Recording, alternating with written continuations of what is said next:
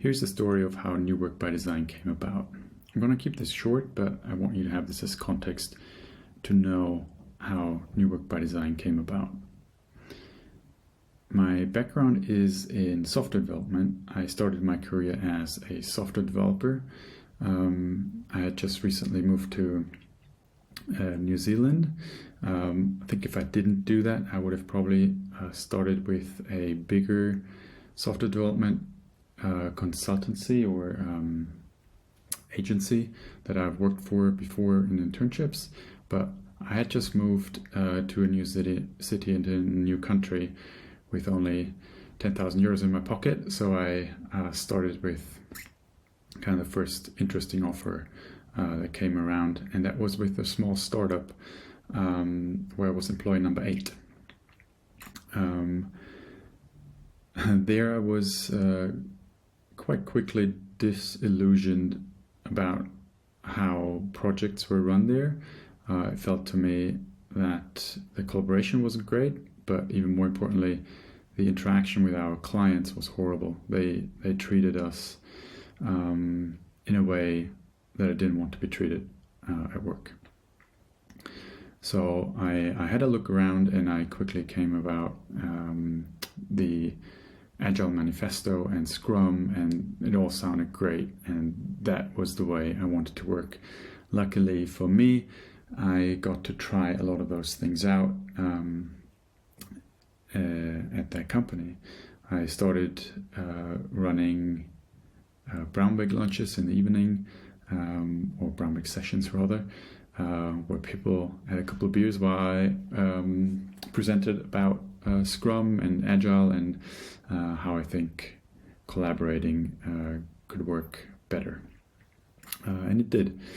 My communities back then were very much the meetups that I attended on a regular basis. I went to meetups 2 or 3 times a week. And I started at the time publishing on a blog about Agile and Scrum. And that was really the beginning of my professional writing. And already back then I had the idea of, I want to turn this into a book someday. At the time, my interests were very much around processes. So how can things be run in a way that makes them more effective and more efficient? Then eventually in 2011, I joined a consultancy that was specialized in agile software development.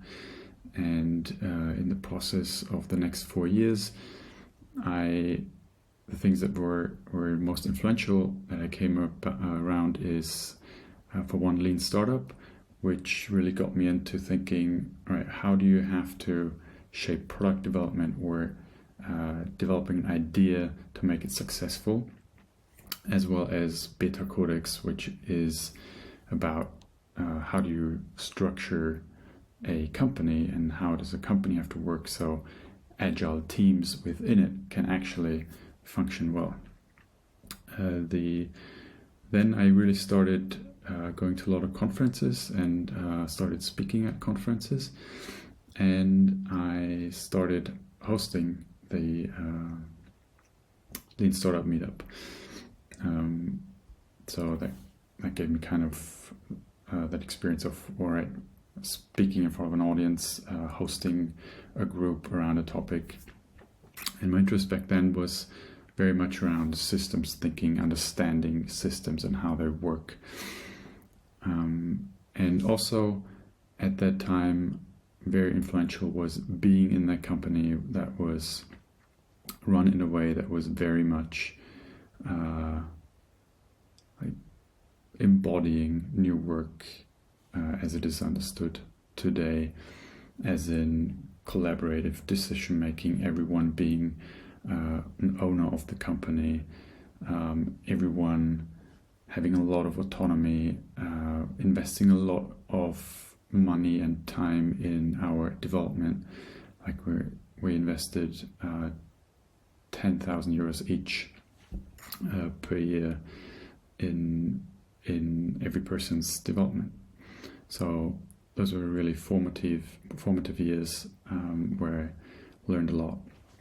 However, then I got kind of jaded with like the consultancy gigs, I would say, like being with a client, but only for a short amount of time, even if it's like several months or even a year, but only having the feeling that I can only ever scratch the surface of what I want to achieve with a company.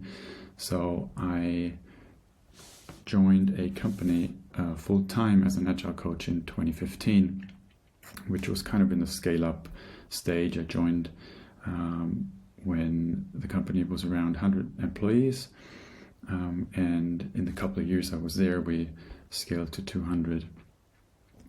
What was really influential then was the book Reinventing Organizations that came out then, and really made popular spiral dynamics applied to companies, as in, how does a company develop as a group and transform from one paradigm or worldview into the next.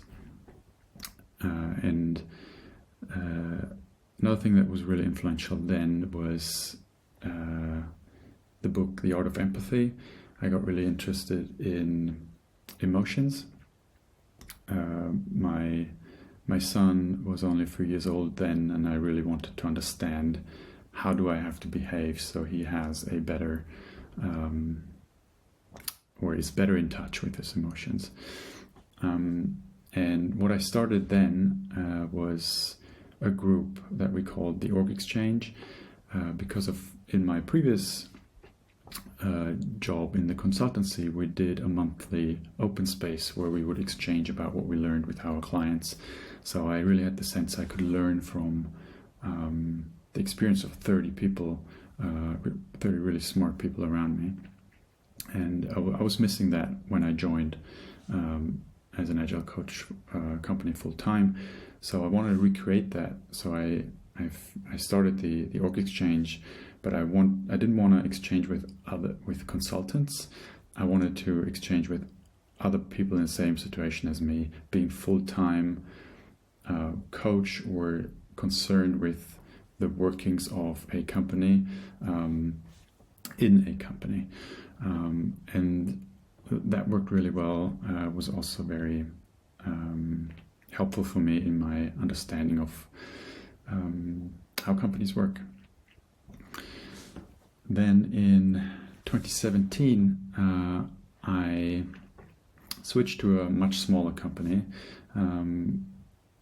which was 25 people when I joined and around 40 when I left. And that was a very interesting time for me because I got to shape very deeply how the company functioned. Because it was so small, I could reach everyone directly by just saying, hey, I have something to tell you. Can we all meet in the lunchroom at 11:30, and everyone would show up. Things that were really influential at that time was meta-modernism, as in similar to reinventing organizations, applied to society and individuals. What stages of development do people and society go through? And another thing that was really influential, another book, it's called The Governing of the Commons, which is around how groups avoid the tragedy of the commons and being successful despite of tragedy of the commons existing and without external influence, all governing themselves around a shared resource. That really gave me first idea for a scaffolding of the patterns that I started collecting around how companies work. And the community at that time that I discovered was the conference Agile in Europe and the community around it. So back in 2011, I really started going to a lot of conferences. There was kind of, they were good, but it was never a feeling of, oh, this is my home, or these are my people, this is the community I want to hang out with. And Agile Lean Europe was that when I first went there in 2017 in Prague, and I've been every year since. What I started publishing at that time, or rather writing at the time for the company I was working for, was a handbook. That was more accidental than planned, but I wanted to capture the essence of how we work. So I started writing a handbook, and I just shared it right away in the first draft, where there was only headlines basically. And then throughout the 2 years I was there, I just kept sharing the updates, and the handbook turned into our main vehicle of or source of truth, how we work. We used it extensively then in also hiring and attracting people to the company. And almost exclusively people said when they joined, well, I had other interesting companies I looked at, but I want to work in a way that is described like here in the handbook. And so that's where I also then solidified the idea that I already formed back in 2008 of, all right, I want to turn this into a book so I can publish it to a wider audience. And the interest that I formed at that time was a lot bound to the metamodernism content that I consumed at the time, and that was about human development. How do humans develop from one stage to another? And then in 2019, I joined a bigger company. I mean, by all means, with 150 to at the end when I left 500. Still small, but compared to where I was coming from 40 people, it was like an order of magnitude bigger. And it also existed in multiple locations, and eventually in multiple countries and languages and cultures, which made a big difference. The main influences from that time period were a book called No Bad Parts, which really got me into parts work, which is a lot about understanding the different parts within a person and yourself mostly, and also very formative for the course you're doing right now. I attended an online course called Visualize Value, which is about visualizing value, where that was the inspiration of all the visualizations you'll see in this course. The communities that I got into in this time period were, for one, P3, which is a course formed around or with the purpose of practicing emotional agility. So really the interest from a few years before that I formed around emotions, with this community I really turned into an embodied experience. That is basically in my mid-30s when I learned how to be in touch with my emotions, or actually sensing my emotions and using them as a source of information, rather than just being swayed by them or blocking them out. That has certainly informed a lot how I now understand relating with other people also in companies. So it got me eventually also really interested in relationships. How do relationships between people work? And another community I'm still part of now is called Inspiral, which is a group of individuals and companies around the world who formed around the question, well, how can we get more people into work that really matters?